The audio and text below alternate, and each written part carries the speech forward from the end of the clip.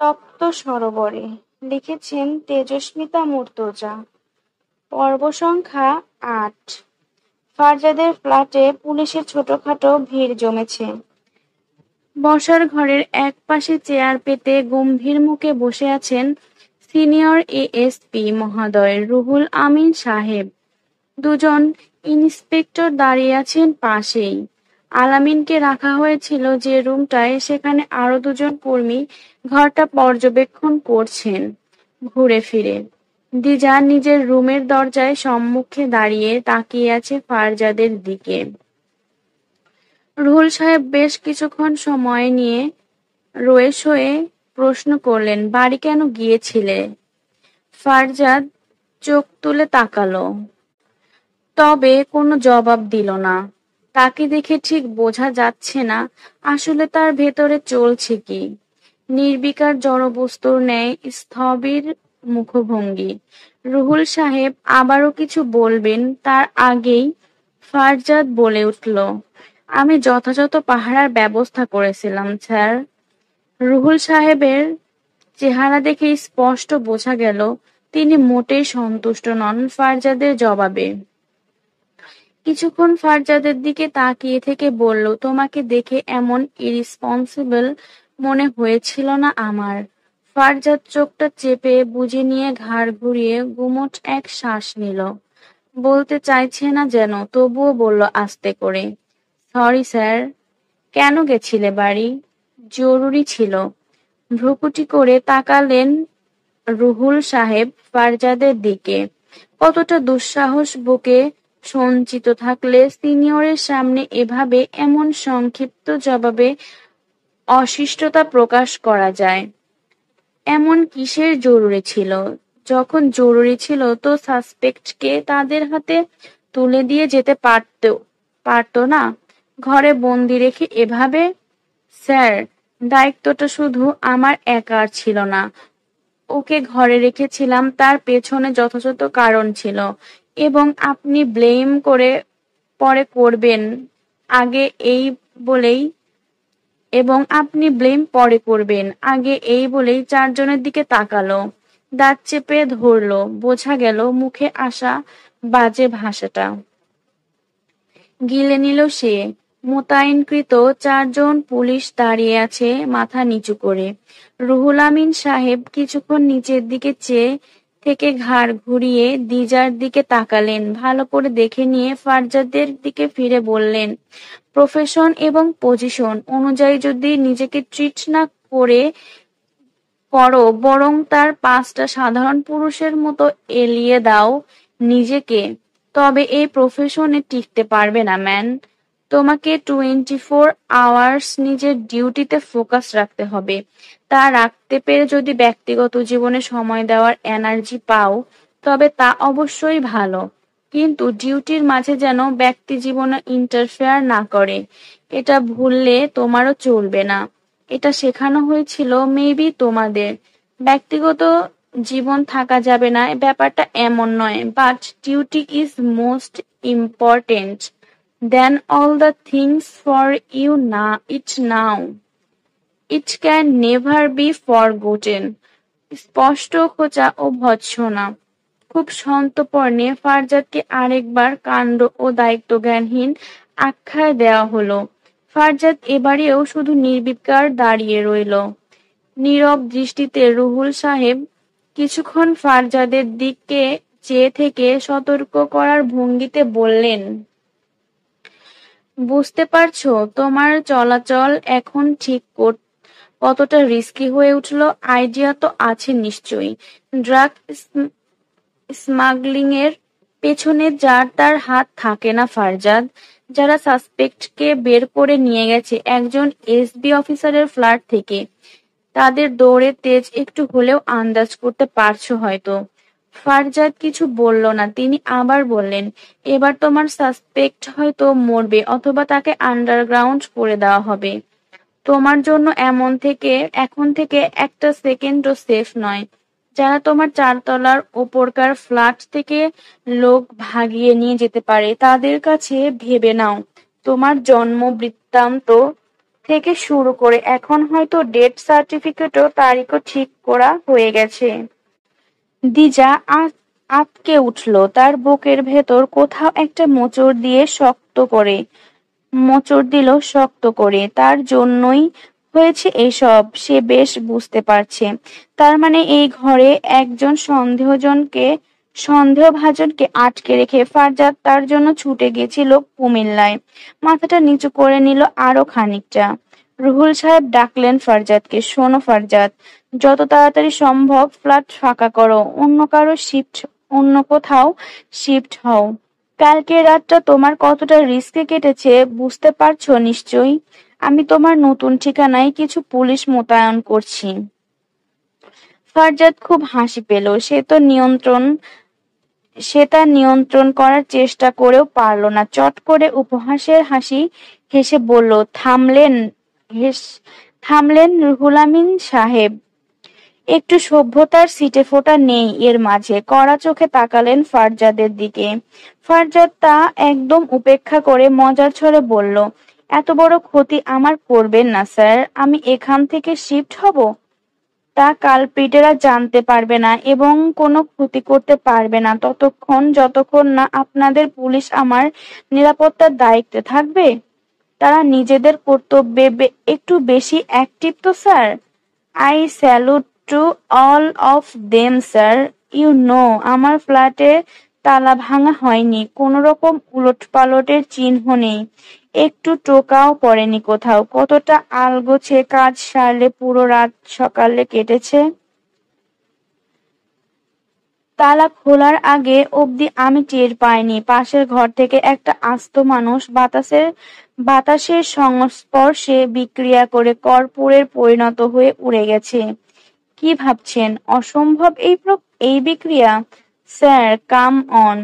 টাকার উপাদান প্রভাবক হিসেবে কাজ করেছিল বিক্রিয়ায়।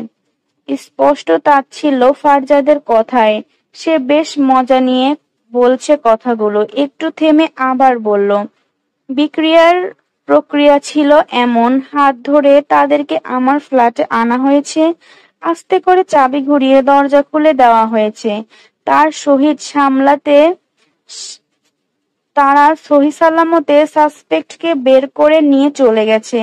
একটা হতাশ শ্বাস ফেলল ফারজাদ। যেন খুবই হতাশ এবং দুঃখিত সে। নিজের ওপর অনুতাপ করার মতো ঢং করে বলল, আর আমার মতো ইরিসপন্সিবলের পাশে এমন অ্যাক্টিভ অফিসারদের বেশিক্ষণ রাখা সেফ হবে না স্যার।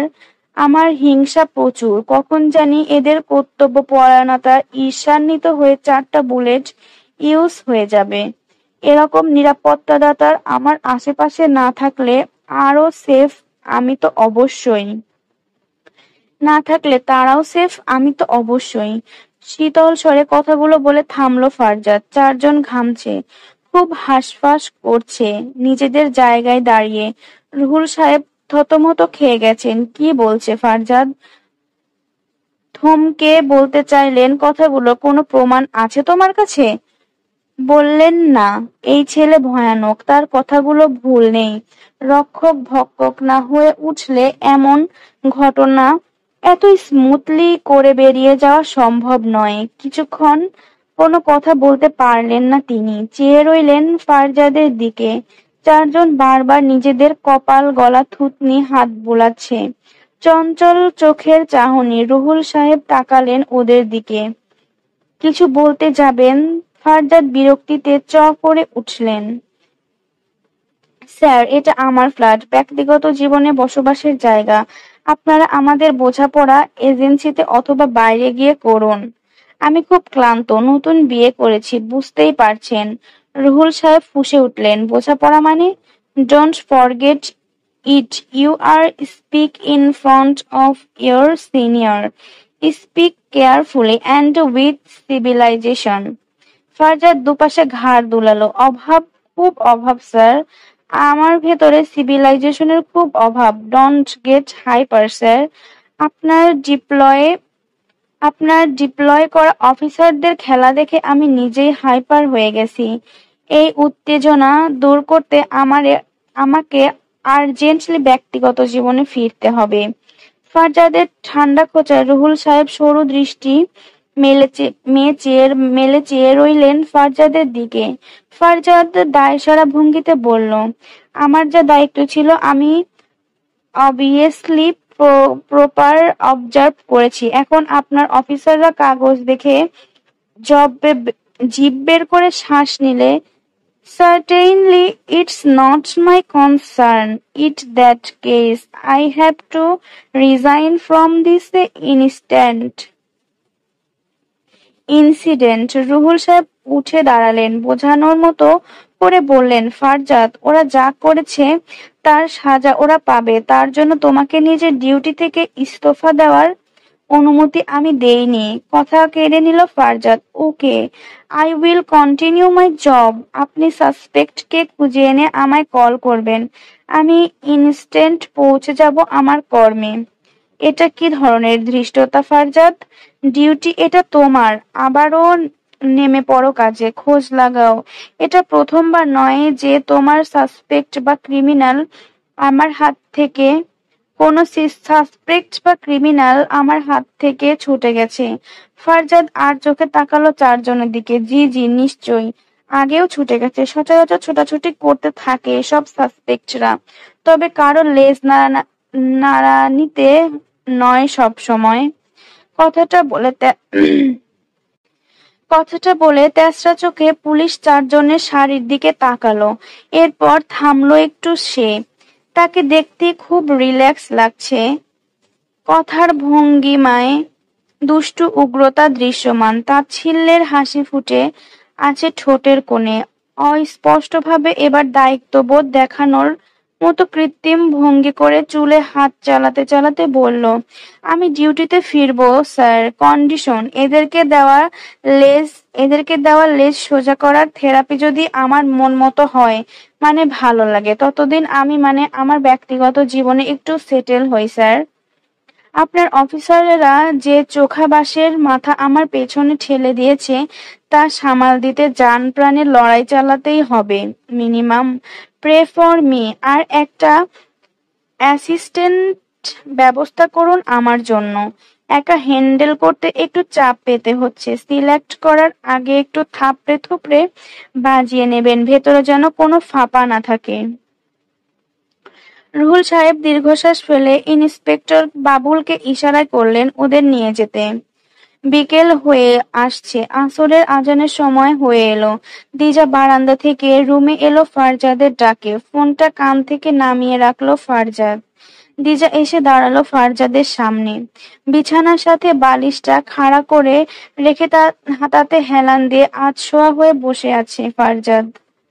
মাথাটা এলিয়ে দিয়ে রেখেছে বালিশের সাথে, চোখ বুজে শুয়ে আছে। ওভাবেই বলল, বস। ফারজাদ পা গুটিয়ে নিল, বসলো দিজা বিছানায়। ফারজাদ খাটের বক্সের সাথে মাথা ঠেকিয়ে ওভাবেই বসে আছে। দিজা তাকিয়ে রইল সেদিকে। জীবনটা এত জটিল হয়ে উঠেছে কেন দিন দিন? ফারজাদ কিছু বলছে না, ও নিজেই বলল, বাসা চেঞ্জ করতে হবে আমাদের। না, কিন্তু কিছু না, বাসা পরিবর্তনের ফায়দা। সমস্যা কি আসলে এই বাড়ি ছেড়ে অন্য কোথাও ভাড়া নিলে ওরা আর হারিকেন জ্বালিয়ে খুঁজে পাবে না এমন কিছু? মোদ্দা কথা, কিছু হবার থাকলে দেশ ছাড়লেও ফায়দা নেই। তার চেয়ে বড় কথা, ওরা করছেটা কি? কিছুই না, এখন অবধি অ্যাটলিস্ট কিছুই করেনি। করলেও সেটা স্বাভাবিক। আমি নিরাপত্তা বিভাগের কর্মকর্তা। অপরাধমূলক কর্মকাণ্ড এবং অপরাধীর সাথে আমার আজন্মের সম্পর্ক থাকবে। ওরা চোর, আমি পুলিশ, আমরা খেলবো, এটাই স্বাভাবিক। এতে এমন দৌড়াদৌড়ি করে বেড়ানোর মাতলামি হবে। একটু থামলো ফারজাদ, চট করে সোজা হয়ে বসলো। কিছুক্ষণ তাকিয়ে রইল দিজার দিকে। দিজা খুব অস্বস্তিকর লাগছে ব্যাপারটা। এভাবে তাকিয়ে থেকে আনইজি ফিল করানোর কি দরকার? এমনিতেই লোকটা মুখ চোখ ব্যাপক সিরিয়াস লাগছে দেখতে। ফারজাদ চারপাশের দেওয়ালের চোখ ঘোরাতে ঘোরাতে বলল, সব বাদ, তুই বল, তুই কেমন উপভোগ করছিস এসব? দিজা চোখ তুলে তাকালো। ফারজাদ ভ্রু নাচালো, কেমন লাগছে? দিজা কথা বলল না। ফারজাদ কিছুক্ষণ চুপচাপ মাথা নিচু করে বিছানার চাদরে মনোযোগ দিয়ে তাকিয়ে থেকে আস্তে করে বলল, আবেগে ভেসে যাওয়া বয়সটাকে যেমন ঘৃণা করি আমি, সেই বয়সকে বয়ে নিয়ে বেড়ানোর প্রতিটা মানুষের প্রতিও আমার ঠিক ততখানি বিরক্তি আসে। কি লাফালাফিটাই না করলি এই এভাবে আমার সঙ্গে একটা উদ্ভট জীবন কাটানোর লোভে। এতদিনে অ্যাডমিশন কোচিং এ ভর্তি হয়ে পড়া শুরু করার কথা, কদিন বাদে অ্যাডমিশন টেস্ট শুরু। তোর সঙ্গে কি হচ্ছে? এক অনিশ্চিত পরিণতির দিকে এগোচ্ছি আমরা, সেই সাথে জুড়ে গেলি তুই। এক অনিশ্চিত অপরিণতির দিকে এগোচ্ছি আমি, সেই সাথে জুড়ে গেলি তুই। এসবের পেছনে কি ছিল আসলে? দিজা জবাব দিল না কোনো। ফারজাদ দিজার চোখের দিকে তাকিয়ে বলল, আবেগ? তোর উঠতি বয়সের আবেগ, বেশিদিন ভালো লাগবে না। এসব ঝঞ্ঝাট বিতৃষ্ণা ধরে যাবে। দিজার আপাদমস্তক পরক করল ফারজাদ, ভ্রু নাচিয়ে বলল, এই জামাটা কবে পরেছিস? 3 দিন হলো। এখানে তোর কোনো কাপড় নেই, নতুন কিনতে হবে। আমার কাছে টাকা নেই। দিজা ওভাবে নির্বিকার তাকিয়ে থেকে কিছুটা সময় নিয়ে আস্তে করে বলল, চলবে। চলবে? দিজা মৃদু ঘাড় নাড়ল ওপর নিচ। চলবে। কতদিন? কথা বলল না দিজা। ফারজাদ ছাদের দিকে মাথা উঁচিয়ে প্রশ্ন করলো, আর কি কি চলবে তোর? কি কি চালাতে বলছো ফারজাদ ভাই? চট করে তাকালো ফারজাদ। বহুদিন বাদে দিজা ভাই ডেকেছে, বহুদিন বাদে তুমি সম্বোধন করেছে। ফারজাদ আবারও হেলে বসে তাকিয়ে রইল দিজার দিকে শুকনো দৃষ্টিতে। নির্লিপ্ত চোখে এক দৃষ্টে বেশ কিছুক্ষণ তাকিয়ে থাকলো ফারজাদ। ছোট্ট মুখটা দিজার, খুব ফর্সা নয় মেয়েটা, তবে ফর্সা। চোখে একটা চঞ্চল মায়া ছিল, যা এখন দেখতে একদম শান্ত, স্থির লাগছে। চোখের নিচে কালো স্পট পড়েছে, চুলগুলো হাত খোপা করে রাখা। পরনে গোলাপি রঙা কামিজের সাথে সাদা ওড়না আর সালোয়ার পরে আছে সেই গত পরশু থেকে, খুবই তবুও সুন্দর। ফারজাদ একটুকু সাহিত্যিক গোছের মানুষ নয়, তবু আজ হুট করেই দিজাকে একটু সেভাবে আখ্যায় দিতে ইচ্ছে করলো। মায়াবী। মায়াবী নাকি মায়াবতী? কেন দিচ্ছে এই আখ্যায় ফারজাদ? ফারজাদ জানে না, শুধু জানে দিজার ওই শুকনো মুখে তাকিয়ে থাকতে তার একটু খারাপ লাগছে না, দেখতে ইচ্ছে করছে, তাকিয়ে থাকতে ইচ্ছে করছে। এই মেয়ের ধৈর্য আর মেনে নেওয়ার ক্ষমতাকে আরো বিশ্লেষণ করে দেখতে মন চাইছে। দুজনের কারোরই আর দুপুরে খাওয়া হয়নি। মেয়েটা গোসল করেনি আজ, দেখতে একদম বিবর্ণ, আগোছালো লাগছে দিজাকে। ফারজাদ মনে মনে হাসলো। কোন আশায় এই জীবনযাপনেও মৌখিক অভিযোগহীন এই মেয়ে একসময় আমার পুরো বাড়ি হৈ হৈ করতো, একসময় তাদের পুরো বাড়ি হৈ হৈ করতো এর দাপটে, পুরো গ্রাম ডানপিটের মতো ঘরে ঘুরে বেড়াতো। অথচ ফারজাদ তো ওকে ওর বাপের কাছ থেকে এনে একদিনের মেয়েটাকে বেহাল দশা করে ছেড়েছে। ফারজাদ খেতে বলল না দিজাকে, পা ছড়িয়ে লম্বা হয়ে শুয়ে পড়ল। চোখ জোড়া বুজে নিয়ে দিজাকে বলল, এগিয়ে আয় এদিকে, মাথা ধরেছে খুব, টিপে দে, আমি ঘুমাবো। আমায় ডাকবি ঠিক মাগরিব নামাজের পর, দেরি যেন না হয়, আর্জেন্ট কাজ আছে। ফারজাদের ফোনটা বাজছে, বেজেই যাচ্ছে। বিরক্ত হয়ে নাক মুখ কুঁচকে ফোন হাতড়াতে শুরু করলো ফারজাদ। না, পাওয়া যাচ্ছে না। কিন্তু কানের তলা ঝনঝনিয়ে ফোনটা বাজছে কোথায়? ফোনটা পাওয়া গেল বিছানার অপর অগোছালো পড়ে থাকা বালিশটার নিচে, যেটার ওপর হাত চেপে শুয়েছিল সে এতক্ষণ।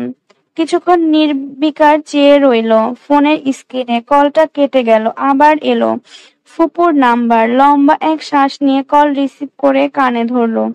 ওপাশ থেকে দিলরুবা বেগম কথা বলছেন, হালচাল জিজ্ঞেস করছেন।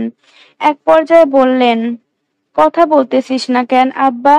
রাগ হইছে আমার ওপরে? রাগ তো আমার করার কথা, আমার মেয়ে কেড়ে নিয়ে গেছিস আমার বুক থেকে। রাগ করার কথা করছো না কেন? দায়সারা কথাবার্তা। দিলরুবা বেগম একটু হাসার চেষ্টা করছেন। করছি তো রাগ, কিন্তু রাগ দেখাচ্ছি না। ফারজাদ কথা বলল না। দিলরুবা বেগম আবার বললেন, ভালো আছিস তোরা বাপ?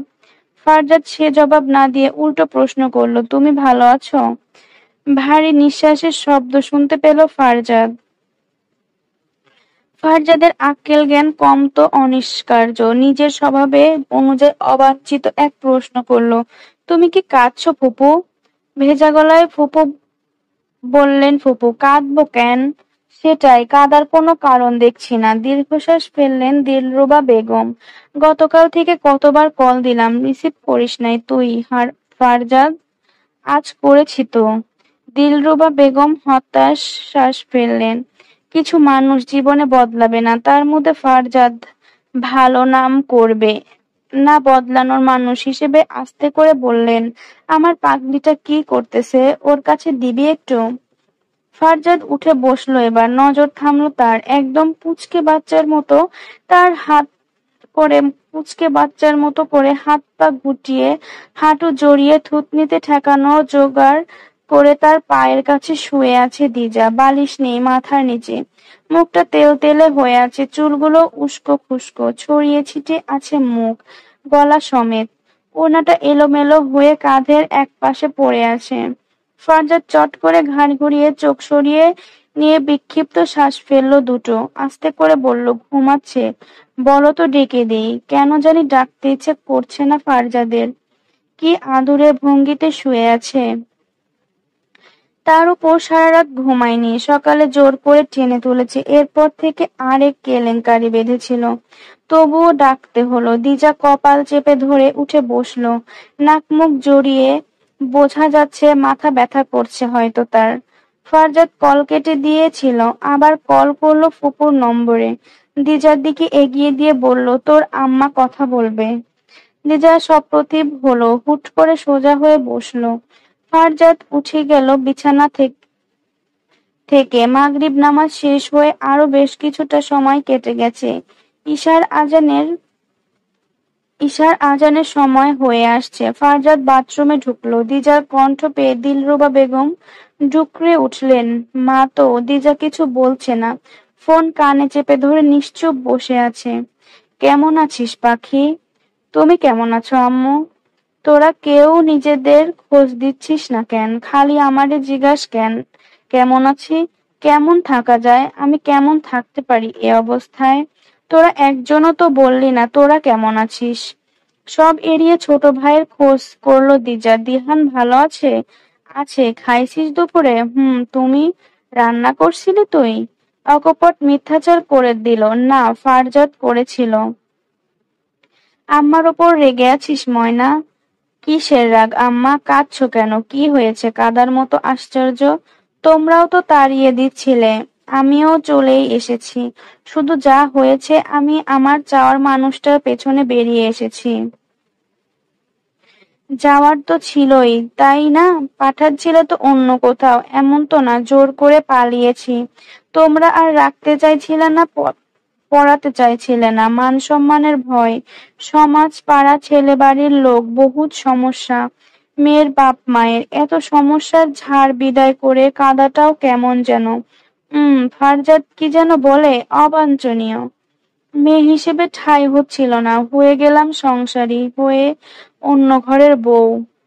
ভালোই আছি আম্মা, ভীষণ ভালো যাচ্ছে। হাঁটি হাঁটি পা পা করে দিনগুলো। চিন্তা করো না, ফারজাদ খারাপ রাখবে না আমায়। আমি জানি ফারজাদ অন্তত নিজের কর্তব্য পালন করতে জানে। আমার জন্য এইটুকু এখন অনেক, এর বেশি পাওয়া বা চাওয়ার নেই আমার আজ। দিলরুবা বেগম বুক ছেঁড়া কান্না। দিজা চুপচাপ শুনছে। মেয়ের অভিযোগ, তার আজ বলার কিছু নেই, যেন কাদা ছাড়া। দিজার চোখের পানি নেই, পাথরের মতো কানে ফোন চেপে বসে আছে। ফারজাদ খাম্বার মতো দাঁড়িয়ে রইল ওর পেছনে। আরো কিছুক্ষণ কথা বলে ফোনটা নামিয়ে রাখলো দিজা কান থেকে। ফারজাদ পা চলতে চাইছে না কেন জানি। আজকাল ফারজাদের মতো অদ্ভুত পদার্থের তৈরি লোকটাও কেমন যেন হুটহাট কিংকর্তব্য বিমূঢ় হয়ে পড়ে। একটু থমকে যায়, নড়ে চড়ে ওঠে ভেতরটা, নিজের প্রতি অভিযোগ করে ওঠে নিজের ভেতরের ফারজাদটা। আজকাল যা ফারজাদের সাথে সাথে হয়নি, বিষয়টা তার পছন্দও না। তার করণীয় কি? আসলে এ পর্যায়ে সে ব্যাপারে ধাতস্থ হতে পারছে না সে। ঘরের লাইট জ্বালিয়ে ধীর পায়ে এসে বসলো দিজার সামনে। দিজা ফারজাদকে দেখে বিছানা গোছাতে ব্যস্ত হওয়ার চেষ্টা করলো। ফারজাদ খপ করে থাবা দিয়ে হাতটা ধরে ফেললো দিজার। চোখ দিয়ে নিজের পাশে ইশারা করে বলল, বস এখানে। আমি একটু ফ্রেশ হব, পরে বসবো। আপনি একটু অপেক্ষা করেন, আমি ফ্রেশ হয়ে আসছি। আপনি কোথাও যাবেন বলেছিলেন? ফারজাদ শুনতে পেল না বোধহয় কথাগুলো। হ্যাঁচকা টান দিয়ে কাছে এনে বসালো। কানের এপাশ ওপাশ কপাল মুখ চুল ছিটে আছে দিজার। ফারজাদ সেগুলো আঙুল দিয়ে আলগোছে সরাতে সরাতে গম্ভীর গলায় বলল, আমাকে এত ছাড় দিচ্ছিস কেন? আমার দোষগুলো এড়িয়ে যাচ্ছিস বারবার। দিজা অস্পষ্ট তাচ্ছিল্যের হাসি হাসলো। দোষ? আপনার? কিসের দোষ? দোষ যেখানে করে বসে আছি আমি বহুকাল আগে, সেখানে আজ আর কাউকে দোষী করাটা অবিচার হবে না। অবিচার হবে না? আজকাল মেয়েটা খুব ভারী ভারী কথা বলে, সুবিন্যাস তো শুনতে লাগে কথাগুলো। ফারজাদ জিজ্ঞেস করলো, এত বড় কবে হয়ে গেলি? অবহেলায় দৃষ্টি দিজার, দায়সারা ভাবে বলল, হয়েছি নাকি? হলে কবে হয়েছি জানা নেই। কথাটা বলেই ফারজাদকে আর কিছু বলার সুযোগ না দিয়ে আবার বলে উঠল, শোনেন, আমার গা চিটচিট করছে কেমন, একটু মুখে চোখে পানি লাগাতে হবে। ফারজাদ চমৎকার হাসলো। এড়িয়ে চলতে চাইছিস নাকি আমায়? দারুণ সুন্দর দেখতে লাগলো হাসিটা ফারজাদের। খোঁচা খোঁচা দাড়ি, হালকা এলোমেলো চুলে পুরো কালো ঠোঁটের হাসি। দিজা শান্ত চোখে তাকালো। সেই সাহস আছে নাকি দিজার? জড়িয়ে চলতে চাচ্ছি না। এই যা। ফারজাদের অভিব্যক্তির পরিবর্তন হলো না, তবে নীরব লড়াইয়ে দুজনে আজ পরিপক্ক খেলোয়াড় বুঝি। ফারজাদ হাসি মুখে ভ্রু জড়ালো। আমার সামনে তো হুঁশিয়ারি কথাবার্তা, ইন্টারেস্টিং। কথাটা বলে ফারজাদ ঠোঁট উল্টে ভ্রু নাচালো। দিজা একবার তাকিয়ে চোখ নামিয়ে নিল। ওই হাসি আজ বিষাক্ত লাগছে খুব। তার ধ্বংসের মূল ফুটে আছে যেন ওই হাসিতে। এমনটা লাগলো দিজার। সচরাচর না হাসা পুরুষের এই হাসিতে দিজা কাবু ছিল এককালে। আজ সেই কারণ হলেও আক্রোশ ধেয়ে এলো নিজের দিকে হুট করে। ফারজাদ কিছুক্ষণ ফুটিয়ে দেখলো দিজাকে, মুখের দিকে তাকিয়ে বলল, আমি তোর কাছে অপরাধী না দিজা? এত আবেগে কথাবার্তা মানায় না আপনাকে ফারজাদ। ফারজাদ শ্লেষের হাসি হেসে অবুঝের মতো জিজ্ঞেস করলো, কেন? এমনি, সবার সাথে সবকিছু যায় না। আচ্ছা, তাহলে আমার সাথে কি যায়? জানি না।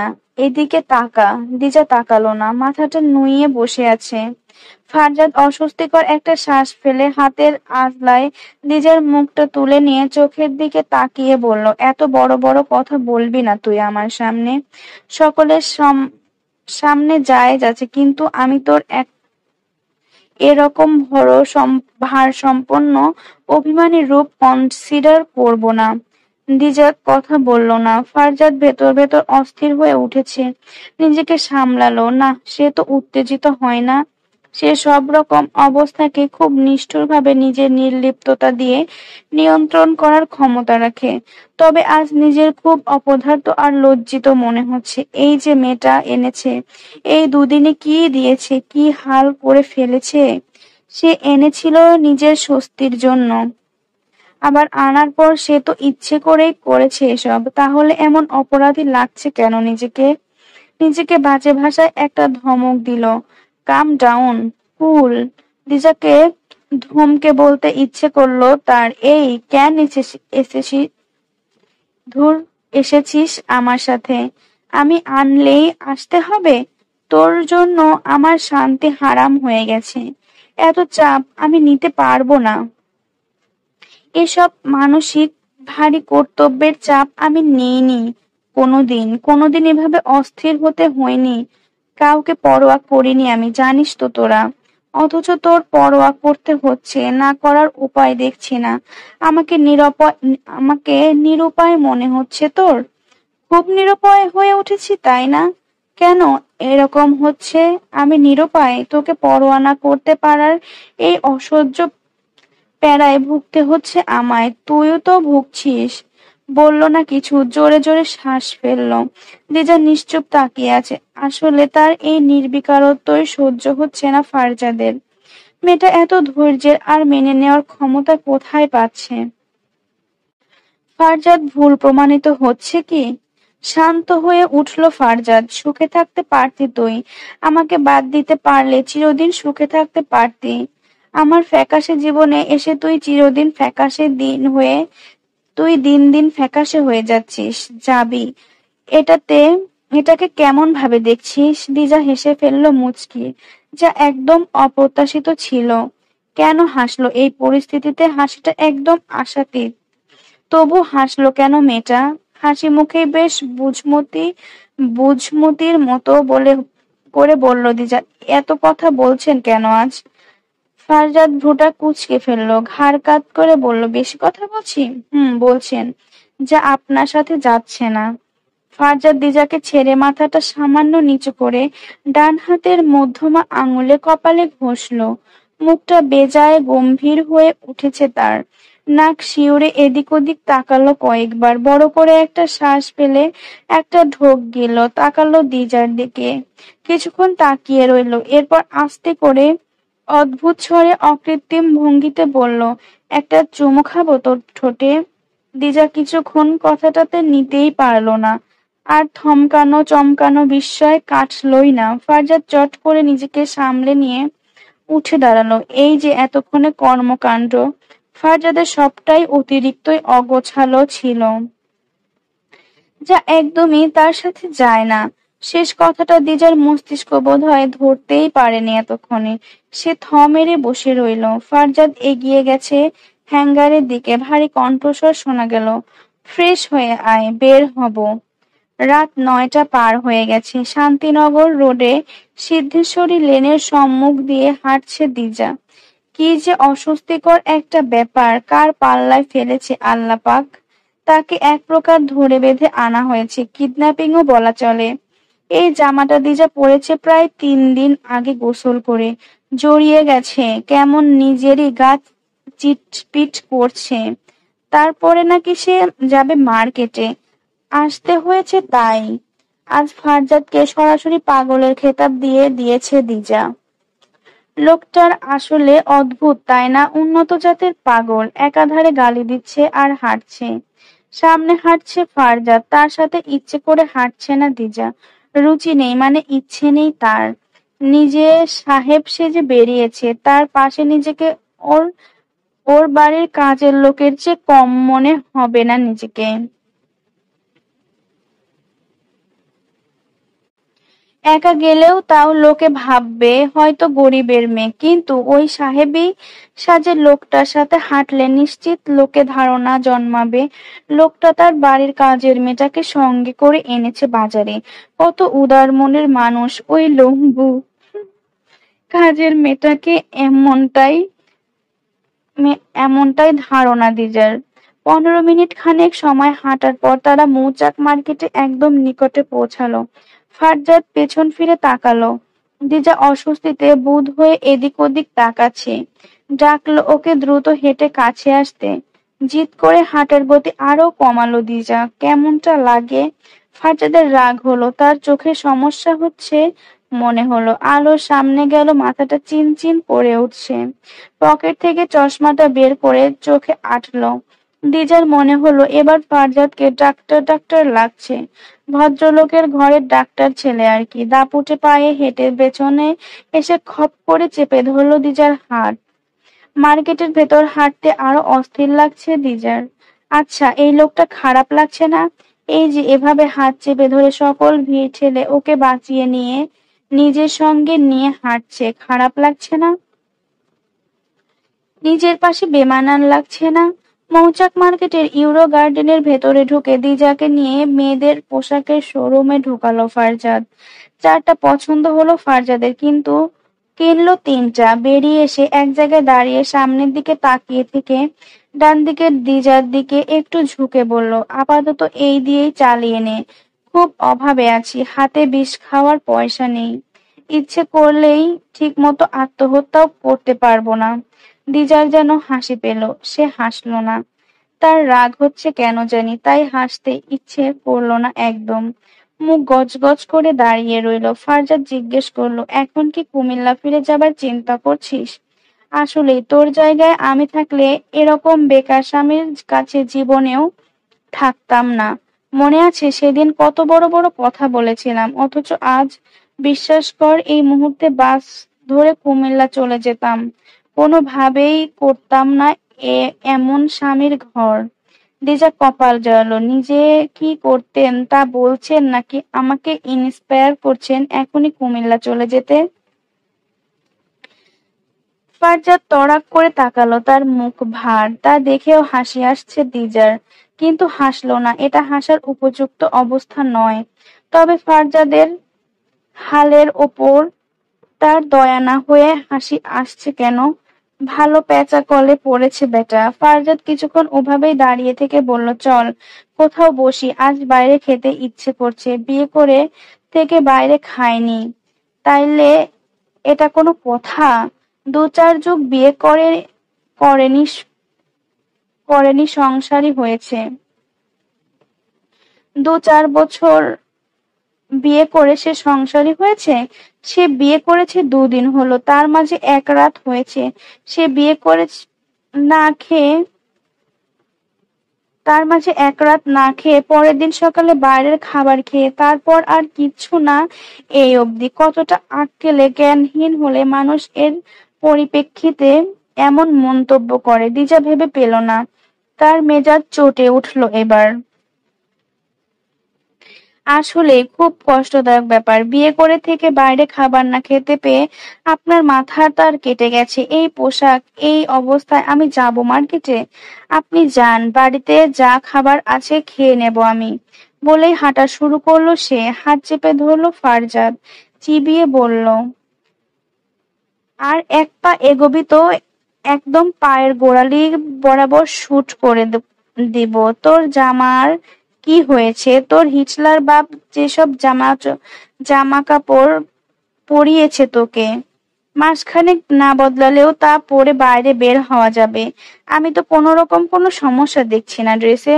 তুই যাবি আমার সাথে, বউ আমার, যেভাবেই যা সেটা আমি দেখব। তুই কাঁদছিস কেন? দিজা হতবুদ্ধি হয়ে দাঁড়িয়ে রইল। তার ধারণা হলো বেশি চুপচাপ লোক কথা বললে বোধহয় এমন পাগলাটে কথাবার্তাই বলে। বেশি একা লোক মানুষের সাথে চলতে গেলে এমন উল্টাপাল্টা কাণ্ডই করে নিশ্চয়ই। তার ইচ্ছে করছে ফারজাদের চুলগুলো মুঠো করে ধারাম করে মাথাটা কোনো দেওয়ালের সাথে ঠুকে দিতে, হয়তো একটু আক্কেল ফিরবে। সকাল থেকে অদ্ভুত আচরণ করছে লোকটা। পুলিশরা এরকম পাগল হলে আসামিদের অবস্থা কেমন হবে? এটা ভেবে ডিপ্রেশনে চলে যেতে ইচ্ছে করলো দিজার। শুক্রবারের দিন। লাবণ্য শ্বশুর শাশুড়ি সকাল সকাল চলে গেছেন মেয়ের বাড়ি। আজ তাদের দাওয়াত সেখানে। লাবণ্য ইরফান যাবে দুপুরে। রান্না করার নেই আজ, তবে সকালটা তো চলতে হবে। লাবণ্য গেছে রান্নাঘরে পরোটা বানাতে। ইরফান ঘুমাচ্ছে। এদিকে দুধওয়ালা এসে চেঁচাচ্ছে। লাবণ্য তাড়াহুড়ো করে তাওয়াতে পরোটা রেখেই গেল দুধ আনতে। পাতিল নিতে ভুলে গেছে। আবার ফিরে এলো ডাইনিং রুমে, পাতিল নিয়ে গেল। দুধ মেপে দিল দুধওয়ালা। ততক্ষণে পরোটা পুড়ে গেছে। লাবণ্যর মেজাজ চলল। চট করে গ্যাসের চুলাটা বন্ধ করে চিৎকার করতে ইচ্ছে করলো, কিন্তু সে তো চাপা মেয়ে। চিৎকারটুকু ভেতরে চেপে গজরাতে গজরাতে কাজের নামে এদিক ওদিক হাঁড়ি পাতিল ছুটতে শুরু করলো। টেবিলের ওপর সবকিছু জোরে জোরে শব্দ করে রাখলো। কাজ হলো না। ইরফান উঠলো না। লাবণ্যর রাগ বাড়ছে। পুরো শরীর ঘামে ভেজা। চুলার পাশে দাঁড়িয়ে থাকতে থাকতে এরপর পরোটা পুড়ে গেছে। পরোটা ভালোভাবে সেঁকতে গিয়ে দুধ উতলে পড়েছে। রাগে মাথাটা টন টন করছে তার। সবটুকু চাপা রাগ গিয়ে পড়লো আরামে ঘুমিয়ে থাকা ইরফানের ওপর। ধূপধাপ পা ফেলে রুমে গিয়ে চট করে দিল ফ্যানের সুইচটা অফ করে। এসে বসলো ডাইনিং এর চেয়ারে। এবার শান্তি লাগছে অল্প একটু। ইরফান হাই তুলতে তুলতে উঠে এলো। জিজ্ঞাসা করলো, লাবু রান্না করেছো কিছু? খিদে পেয়েছে খুব। কেমন লাগে তাহলে? আগুনে কেরোসিন ঢালছে এই লোক ইচ্ছে করে, তা লাবণ্য খুব জানে।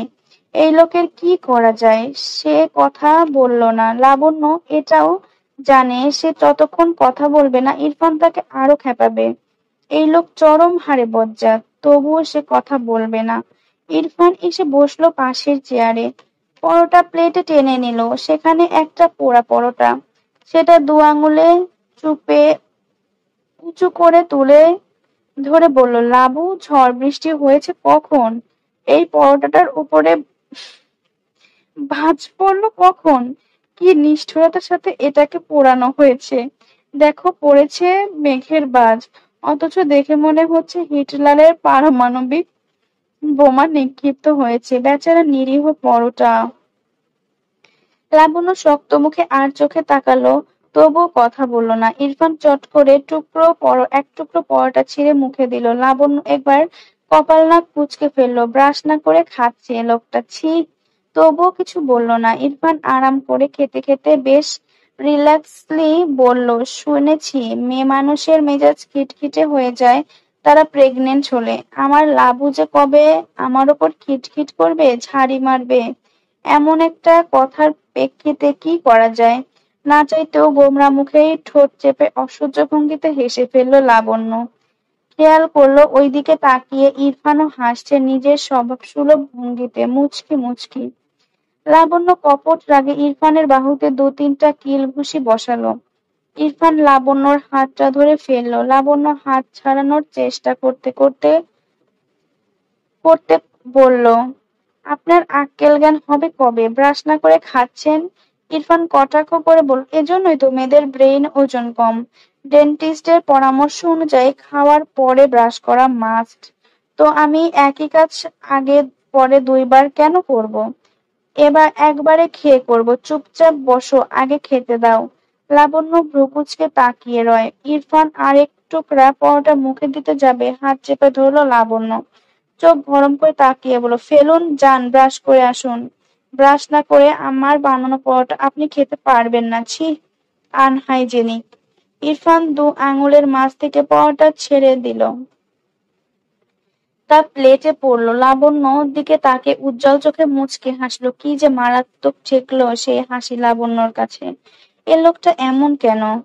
রাগ করে থাকা যায় না, তার সরল দুষ্টুমিতে না ভিজে উপায় থাকে না। ইরফান কপট মুখে গজ করে বলল, বউ পালতে কত কিছু করতে হয়, এত কেবল ব্রাশ না করা পরোটা গেলা। তোমার বউ থাকলে বুঝতে, লাবু বউ নেই তাই সুখে আছো। কৃত্রিম গোমরা মুখে বসে থাকা ওভাবেই ইরফান। লাবণ্য কিছুক্ষণ সেদিকে তাকিয়ে থেকে ফিক করে হেসে ফেলল। এই লোকের এসব কথাবার্তা লাবণ্য চাইলেও নিজের গম্ভীরত্বে টিকতে পারে না একটু। হাসি থামিয়ে সামান্য হাসির রেখা ঠোঁটে এঁকে কিছুক্ষণ চেয়ে থাকলো ইরফানের দিকে। একটু শঙ্কিত সুরে প্রশ্ন করল, আপনি কখনো বদলাবেন না তো? আপনি কখনো বদলাবেন না তো? এই ভালো থাকা কতদিন সইবে আমার কপালে? শুনেছি হাসির পর কান্না আসে। আমি এই যে এভাবে আপনার সাথে হেসে এই হাসির শূন্যতায় কাঁদতে পারবো না ইরফান। সে ক্ষমতা নেই, সাহস নেই আমার। আমি ধৈর্য ধরতে পারবো না। লাবণ্যকে নীরব অস্থিরতা দেখে গ্রাস করে গ্রাস করে ধরেছে। ইরফান দ্রুত এগিয়ে এসে বসলো। লাবণ্য ডান গালে হাত ওপর হাত দ্বারা লাবণ্যর হাতে হাত বুলাতে বুলাতে বলল, তুমি আমার বউ, তার আগে তুমি আমার খুব প্রতীক্ষিত এক বন্ধু। তোমাকে প্রথম দিকে বন্ধুত্ব করতে ইচ্ছে হয়েছিল, কিন্তু তুমি সেরকম মেয়ে নও। তাই কি করলাম জানো? চিরতরে নিজের করে রাখার ব্যবস্থা করলাম। এই যা, স্বামী হিসেবে যদিও কখনো মিসবিহেভ করেও ফেলি, আমার বন্ধু শব্দটার কাছে আপনি চিরকাল আহ্লাদী হয়ে থাকবেন ম্যাডাম। একটু থামলো ইরফান। লাবণ্য চোখে চোখ রেখে এতক্ষণ থুতনিতে আঙুল নাড়ছিল, এবার চট করে উঠে দাঁড়ালো। লাবণ্য চেয়ারের ওপর ঝুঁকে দাঁড়িয়ে বলল, আর আমার এসব ইমোশনাল আলাপ পছন্দ না। আপনি জানেন আমি অলওয়েজ চাঙ্গা থাকতে পছন্দ করি। এবার অল্প ভেজা চোখ দুটো মুছে নিয়ে একটা ডিম ভেজে আনুন আপনার স্বামীর জন্য। সে ফ্রেশ হয়ে এসেই কিন্তু খেতে বসবে। একটু স্বামীর খেদমত করো। আজকালকার মেয়েরা তো স্বামীর খেদমত কি জিনিস ভুলেই গেছে। আরে, আমার বউটাই তো আমাকে স্বামী মানতে চায় না। তোমায় আর কি বলবো, বন্ধু বানিয়ে বসে আছে। আমি যে কিভাবে আছি আমিই জানি। ভালো মানুষ বলে উল্টাপাল্টা কিছু করি না সব সময়। ইরফান চলে গেলে বাথরুমের দিকে লাবণ্য মুচকি হেসে মাথা নুইয়ে নিল কেবল। সে আজকাল ভাবে আসলেই তার জীবনে এত চমৎকার একজন মানুষ পাওয়ার ছিল। সকাল সকাল দ্রুত উঠে গেছে দিজা, আগে গোসল সেরে নিতে। চিটচিটে একটা অস্বস্তি ভাব শুরু হয়েছিল শরীরে 3 দিন গোসল না করার ফলে। রাতে ঘুমটাও ঠিকঠাক হয়নি। সকাল সকাল গোসল করে বেরিয়ে চুলটা ঝাড়তে ঝাড়তে রুম পেরিয়ে বারান্দার দিকে এগোলো দিজা। তোয়ালে দ্বারা দেয়া চুলের ঝাপটানির আওয়াজে ঘুম হালকা হলো ফারজাদের। এক পর্যায়ে ছুটে গেল ঘুম। ভেজা চুলের নীল রঙা এক সালোয়ার কামিজ পরা যুবতীর চুল ঝাড়তে ঝাড়তে এগিয়ে যাচ্ছে বারান্দার দরজার দিকে। ফারজাদ ঘনকাল ধাতস্থ হতে পারল না। সেকেন্ড কয়েক কাটলো, একটু সপ্রতিভ হয়ে উঠে বসলো, হাই তুললো একটা। নোট, ঘড়িতে 9টা বাজতে যাচ্ছে। এখন মেয়েটা গোসল কেন করেছে? চট করে মাথায় এলো কথাটা। মাথাটা চেপে ধরে বসে রইল কিছুক্ষণ বিছানাতেই ওভাবেই। পরনে তার শুধু 3 কোয়ার্টার। বিছানা ছেড়ে উঠে হ্যাঙ্গারের ওপর থেকে একটা গামছা নিয়ে গলায় ঝুলিয়ে সিগারেট আর দেশলাইয়ের বাক্স হাতে নিল। বাথরুমের দিকে অগ্রসর হতে গিয়ে আবার কি মনে করে যেন বারান্দায় উঁকি দিল। ফারজাদ নিজের ওপর বিরক্ত। এই মেয়ে তাকে ডিস্টার্ব করছে, যা সময়ের সাথে সাথে প্রকট হচ্ছে। নিজেকে কষে ধমক দিল, তবে ফিরতে পারল না পেছনে। দিজা তোয়ালে রেলিং এর ওপর বিছিয়ে দিয়ে রেলিং এ ধরে দাঁড়ালো। এবার বারান্দায় এলো ফারজাদ। একদম গা ঘেঁষে দাঁড়ালো দিজার। মেয়েটার পাক্কা বউ বউ লাগছে, তাতে সন্দেহ নেই। ফুলের ভেজা পাপড়ির মতো স্নিগ্ধ, একটা মাতাল করা সুরভি ছড়াচ্ছে যেন। উদাসী চোখে চেয়ে আছে প্রায় তেজহীন রোদে মুড়ানো আসমানের দিকে। আশ্চর্য, এই মেয়ের সমস্যা কি? কি চাইছে মেয়েটা? ফারজাদকে ভেঙেচুরে গুছিয়ে দিতে কি তার এসবই আয়োজন? এই যে ফারজাদ নিজের সংযম হারাচ্ছে, এর দায়ের বোঝা এই মেয়ে বইতে পারবে তো? কি পরিকল্পনায় আছে মেয়েটা? ফারজাদকে নিয়ে খেলছে রীতিমতো সে। ভ্রুকুচকে ভাবলো ফারজাদ। তার এক মুহূর্তের জন্য ইচ্ছে করলো দিজাকে ধাক্কা মেরে এখান থেকে নিচে ফেলে দিতে। ফারজাদ এসে পাশে দাঁড়িয়ে একবার তাকিয়ে দেখলো পর্যন্ত না। তার অভিব্যক্তিতে বিন্দু পরিমাণ পরিবর্তন লক্ষ্য করা গেল না। এসব নির্লিপ্ততা চলবে বলে মনে হয় ফারজাদের সামনে এই মেয়ের? রেলিং এর ওপর মেলে রাখা দিজার হাতের দিকে নজর গেল ফারজাদের। এখনো হাতটা অর্ধভেজা। ফারজাদের তুলনায় ছোট্ট হাতটা। ফারজাদের হাতের রং তার তুলনায় বেশ শ্যামবর্ণের, চাপা রঙা লাগছে। এ ব্যাপারটাও পছন্দ হলো না ফারজাদের। তার মধ্যে ভোর লেগে যাচ্ছে, পৌরুষ সত্তা ভেতর থেকে কড়া নাড়ছে। আবার দমে যাচ্ছে ফারজাদের জীবনমৃত সত্তার জোরে। এক পর্যায়ে চট করে হাতটা ধরলো ফারজাদ। দিজা একটু চমকে তাকালো। ফারজাদ হাতটা আলগোছে ধরে এপিট ওপিট করে দেখতে দেখতে বলল, চুড়ি কিনে দিতে হবে নাকি? এখন আবার? আম্মাকে দেখেছি চুড়ি পরে থাকতে। দিজা একটু অবাক হলো, সাথে লজ্জাও পেল। চুপ রইল, মাথাটা অল্প নামিয়ে নিল। ফারজাদ জিজ্ঞেস করলো, রান্না করেছিস? দিজা মৃদু স্বরে ধীর কণ্ঠে বলল, কি রান্না করব? ফারজাদের মনে পড়ল কাল দিজার জিদের কাছে তাকে হারতে হয়েছিল। শেষমেশ খাবার কিনে এনে বাড়িতে এনে খেয়ে ঘুমিয়েছে। ফারজাদ ডাকলো, আমার দিকে তাকা।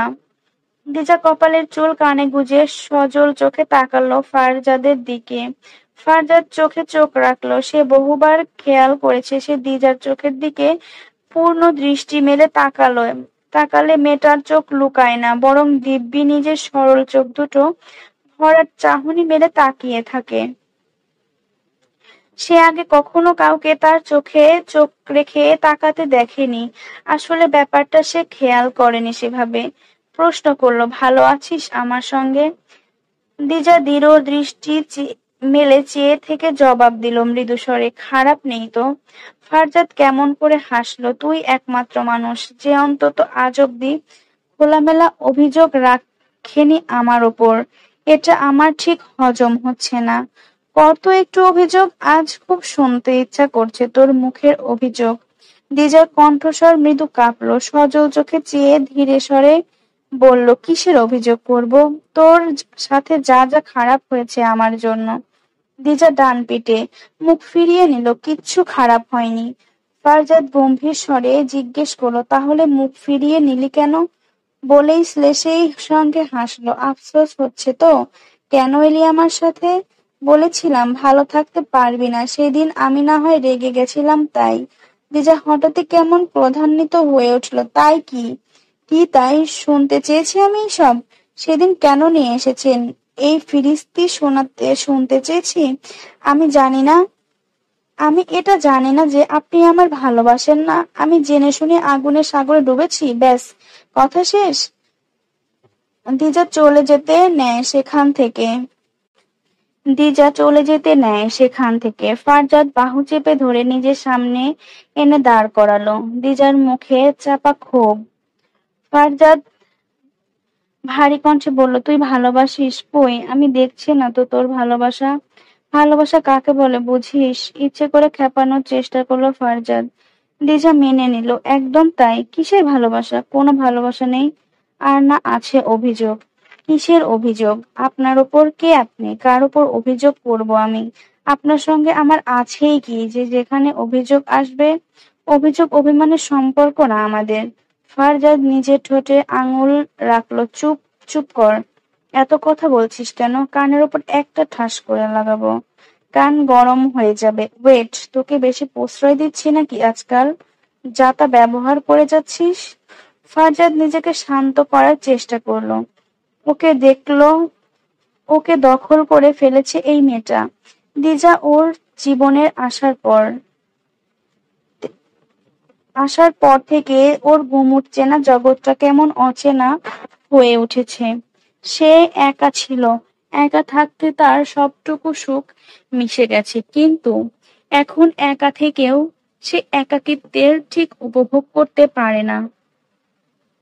সেও দিজাকে না, দিজা শুধু তার দায়িত্ব। কিন্তু দায়িত্ব এরকম টান থাকে, কিসের টান? দৈহিক নাকি মানসিক? কোন টান অনুভব করছে ফারজাদ? দিজা আর কথাই বলল না। তার মাঝে কেমন একটা চাপা ক্ষোভ কাজ করতে লাগলো ফারজাদের ওপর। তার ছেলের হাসি হাসলো, তাকে নাকি প্রশ্রয় দেওয়া হয়েছে। কিসের প্রশ্রয়? মানে কি বলছে ফারজাদ? ফারজাদের বাইরে থেকে কখনো এমন মানসিকভাবে বিপর্যস্ত লাগেনি, অথচ এই কয়েকদিন খুব করে টের পেয়েছে দিজা। ফারজাদ মানসিকভাবে পুরোপুরি সুস্থ নয়, একদম স্বাভাবিক নয় সে। এজন্য তার আচরণে এত অস্বাভাবিকতা, যা কারো সাথে মেলে না। আচ্ছা, অফিসিয়ালি কি ফারজাদ মানসিকভাবে অসুস্থ? হতেই পারে। তার আচরণ, কর্মকাণ্ড, তা তাই বলে কখন কি করে, কিসের মধ্যে কি করে, কখন কোন প্রতিক্রিয়া দেখানো উচিত তা যেন জানেই না ফারজাদ। ফারজাদ সিগারেট জ্বালিয়ে তাতে একটা টান দিয়ে বারান্দার মেঝেতে বসে পড়লো। লিজা তাকে দেখলো। দেওয়ালে হেলান দিয়ে এক পা ভাঁজ করে অপর পা টান করে বসেছে ফারজাদ। ঠোঁটের ভাঁজে সিগারেট রেখে অস্পষ্ট স্বরে বলল, ফারজাদ, বস পাশে। দিজা বসলো। দেওয়ালে মাথা ঠেকিয়ে বসে জিজ্ঞেস করলো দিজাকে, কিছু বলবি? আপনি কি পাগল? ফারজাদ নিঃশব্দে হাসলো। তা একটু অবশ্যই, কিন্তু পাগল তো টের পায় না সে পাগল। কিন্তু আমার মতো পাগলের টের পায় তারা পাগল। ইভেন তারা নিজেরা যতটা বোঝে নিজের অসুস্থতা আর পাগলামি, লোকের চোখে অত ধরাই পড়ে না। আপনি কেমন পাগল? বেশ কিছুক্ষণ কোনো কথা বলল না ফারজাদ। বেশ কিছুক্ষণ পর বলল, আমি রাজউক কলেজে পড়তাম, জানিস তো। তখন এক ঘৃণ রকমের বখাটে ছিলাম আমি। এমন ভাবে কথাটা বলল ফারজাদ, যেন সে খুব প্রফুল্ল এই কথাটায়। কথাটা বলে তাকালো ফারজাদ দিজার দিকে। দিজা একটু অবিশ্বাসের সুর, বখাটে ছিলেন আপনি? ফারজাদ একটু বিরক্ত হলো। আমার কথাই তো বলছি। লিজা কৌতূহলী চোখে তাকিয়ে রইল। ফারজাদ আপন মনে বলল, একটা মেয়েকে খুব ইপটিজিং করেছিলাম। দিজার কপাল কুঁচকে গেল। কেমন অগোছালো কথাবার্তা।